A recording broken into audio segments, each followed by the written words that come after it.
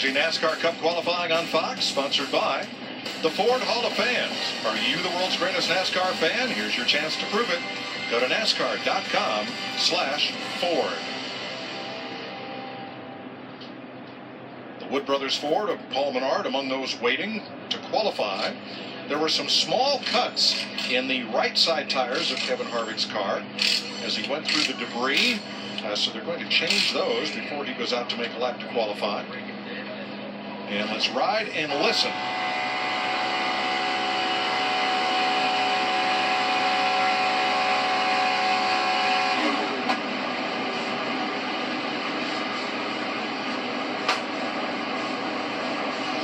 Well, you could hear. I mean, he was actually looking down. He shut the engine off.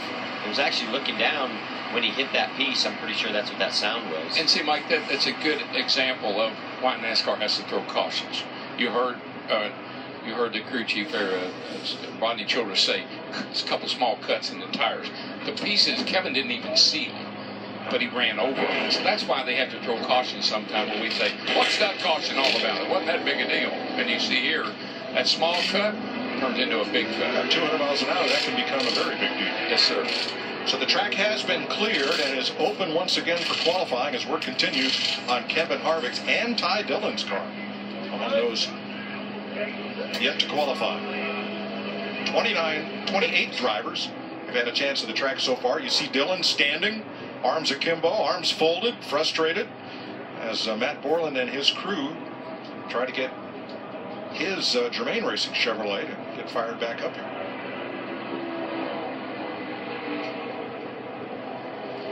Brendan Gaughan, formerly full-time, now part-time driver, makes an occasional start on restrictor plate tracks in the Truck Series. Has 5 starts here, including a 4th place finish when he ran for Team Penske in 2004. This is the South Point Casino and Hotel. Number 62 Chevrolet. Second start this year, and Brendan is a fun guy. I just like, I love to hear him do interviews. He's just a guy that enjoys what he does, enjoys the sport. His family owns such an incredible casino out there in Vegas. They're just big race fans. And don't be surprised if he's in the hunt when this thing comes down to the wire at the end. Good plate racer. Was a walk-on at Georgetown, played college basketball with Allen Iverson. And has been full-time in the Xfinity Series here the last couple of seasons. So the Beard Oil Chevy, to break into the top dozen, needs to beat a time of 50-13. That's Michael McDowell, who's on the hot seat right now, and that's to move on to round 2.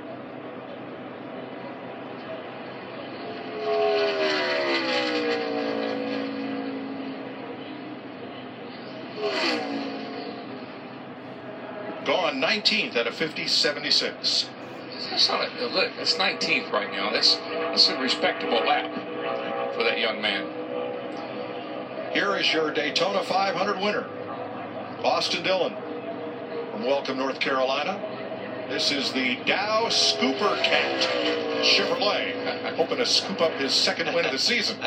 He started on the front row here, I think, in 2016, so Childress cars are usually pretty good restrictor plate cars. They started 2nd, finished 3rd that day, and won the Daytona 500 on a last lap bump and run on Eric Almirola to write his name into the history books. And again, this Chevrolet not quite showing the speed he wanted out of it. It's going to off the pace over here. What that run in Daytona reminded me of when I think of that 3 car is you never could count out the 3 car when you were racing, and that's what they did in Daytona. You never could count them out, and at the end, what did they do? Went to victory lane. Well, this will be a disappointment. He was 10th fastest in practice. Right now running 16th, about 0.2 of a second off what he would need to transfer into the final round. 16th for Dillon, 50-36. And just follow up a little on what Jeff was saying, Mike. The worst nightmare you could have is look in your mirror and see the 3 car behind you. You said, oh boy, better hang on. Paul Menard moved over from Richard Childress Racing to the Wood Brothers. For 2018, he has 23 restrictor plate starts. including a front row start and a runner-up finish here at Talladega. He's finished in the top 10 in 4 of the last 5 restrictor plate races. And I know he would love to go to the Wood Brothers or 100th win. And they're sitting there with 99. I know YRB was hoping he could do that for him. Got him close. Maybe Paul can do it for him. Green light in the lower right. Menard is going to transfer into the top dozen with his Motorcraft Quick Lane Ford. Yeah, they were in the top 12, went to round 2 in Daytona. So I think there's a really good chance here he'll do that again, and maybe even better that. I think he was qualified like less than 12th at Daytona. Just always, the Wood Brothers have always had a fast speedway car. Yep. Always. With Pearson, whoever. Hall of Famer Leonard Wood, an expert at minimizing driveline drag, and he's got Menard in the top dozen for now at 50 flat. That will knock Michael McDowell out of the top 12 and move rookie William Byron onto the hot seat.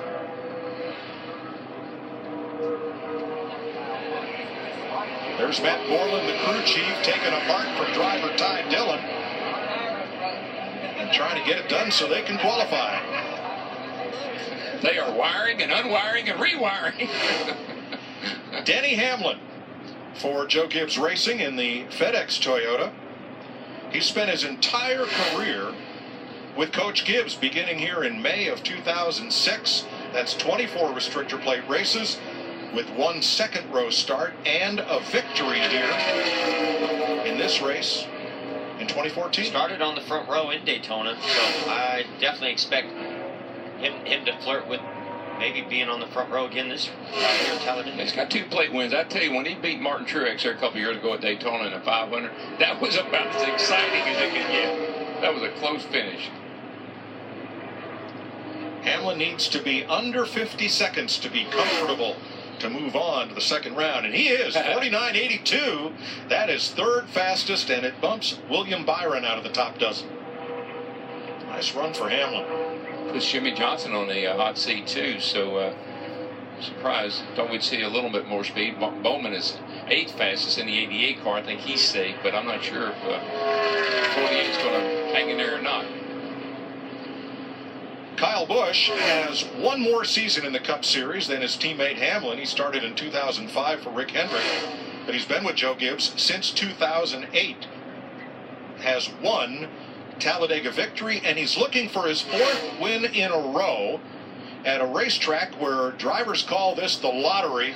So earlier this week, Busch said he had a better chance of hitting Powerball than winning his 4th straight here at Talladega, a feat that a number of drivers have tried for 4 in a row here and not succeeded. Yeah, I think next week's his birthday too, so he's going to have a big party all week. Wow, this is going to be close. He's within 4/100ths of a second of moving on to the final round.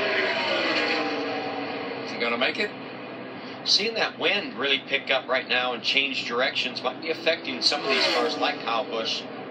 No, Busch will start no better than 14th at a 50-10. Well, he's got 3 wins in a row, and this is, of course, he's going for his 4th one here.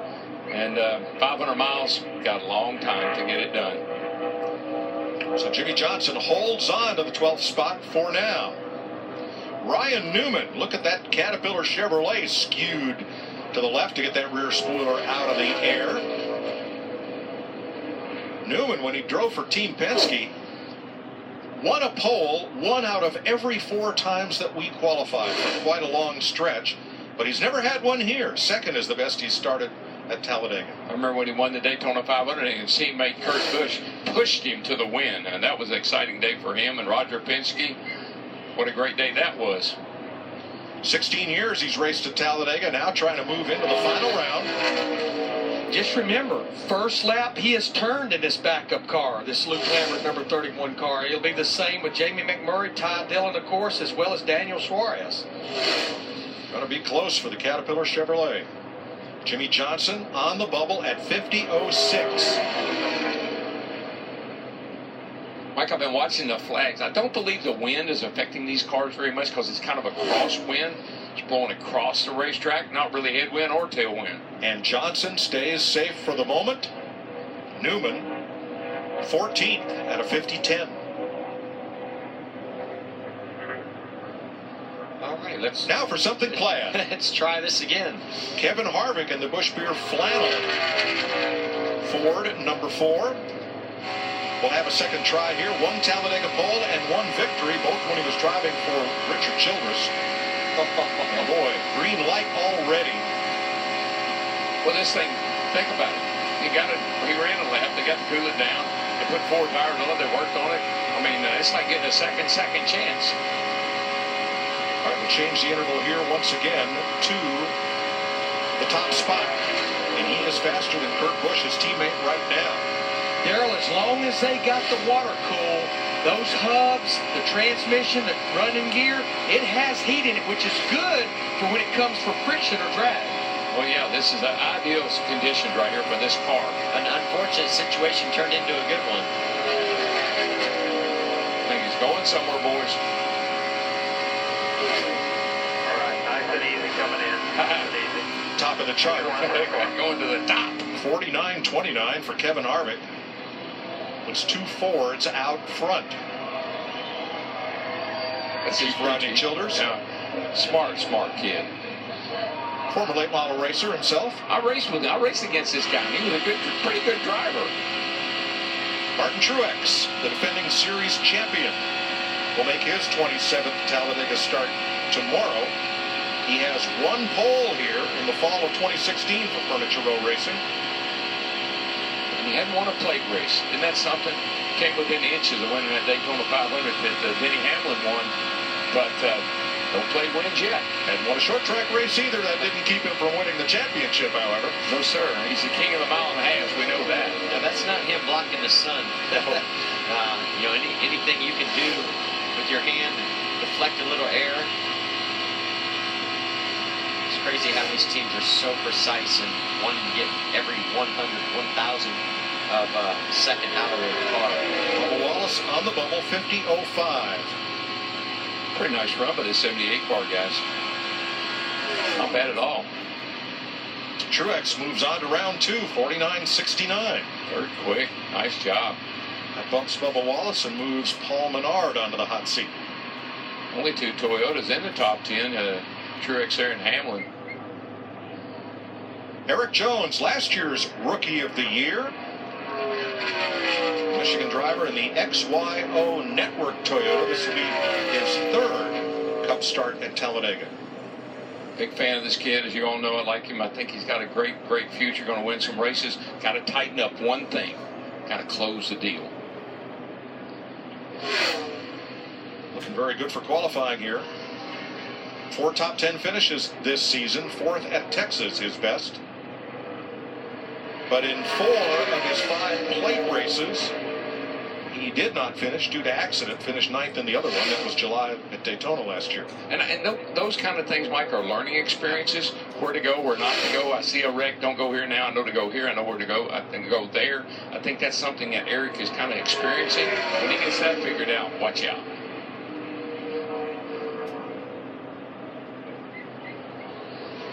Looks like this will bump Paul Menard out of the top dozen. Jones is 4th, 49.71. Right there. Yeah, Darrell, you talked about, to me, before you can get that first plate win, I mean, sometimes it happens for somebody the first time they go there. That's pretty rare, but usually there's a checklist of things of what not to do. Yeah. And that's what I think Eric Jones is doing right now, just making that checklist, learning from each of those experiences, and I think he's going to be pretty good this weekend. Here is Daniel Suarez. 2 years ago, champion of the Xfinity Series in NASCAR. Still has an injured thumb. Had difficulty with that in a crash a couple of weeks ago. Got through last week's event just fine, but he was involved in that crash yesterday, so in a backup car. Yeah, they were debating whether to go to a backup car or not, but these cars are so close on every aspect, every detail. I think they made the right call here by getting their backup out. This is going to be close. It's going to be hundredths of a second to separate him from the top 12.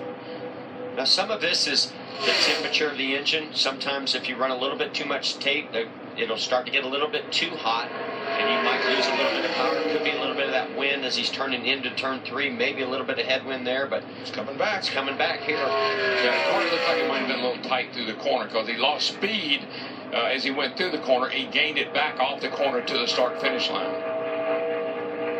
0.02 of a second separate Daniel Suarez from the top dozen. Ty Dillon's made it out on track, Vince.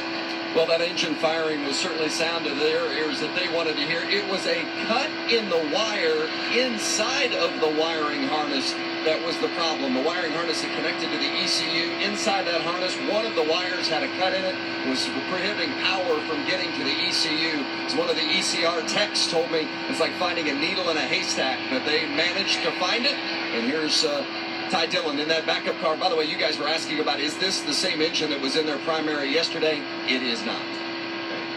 Well, wow, quick work on their part, under pressure, to get this resolved and get him out here to make a lap. This will be Dillon's third Talladega appearance. Mike, just watch his hands. He just moves his hands so very little. The less you can move those hands, the faster you'll go. What a great view that's going to be tomorrow, right in the middle of that wild pack of 200 miles per hour. Fox visor cam, and Ty Dillon is going to have to come from out back in his Geico Chevrolet in his sponsor's race tomorrow. 28th at a 50.76.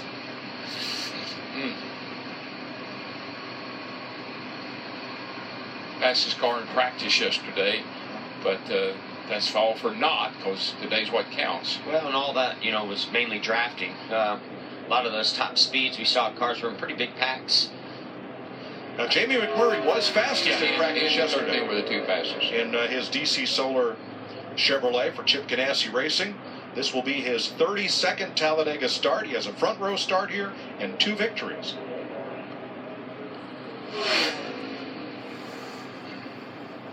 Joplin, Missouri driver. And again, these last 3 drivers are in backup cars. So not knowing quite what to expect here. These cars had no laps on them. They were unloaded, engines installed, and lined up for qualifying. Yeah, and listen, the driver he gets in the car, he doesn't know if it's a backup car or not. The difference in these cars is preparation. When you're working on your primary car, you do everything in the sun, under the sun, to make it go fast. You got to get in the backup car. You don't have time to do all that. So you just take what you got.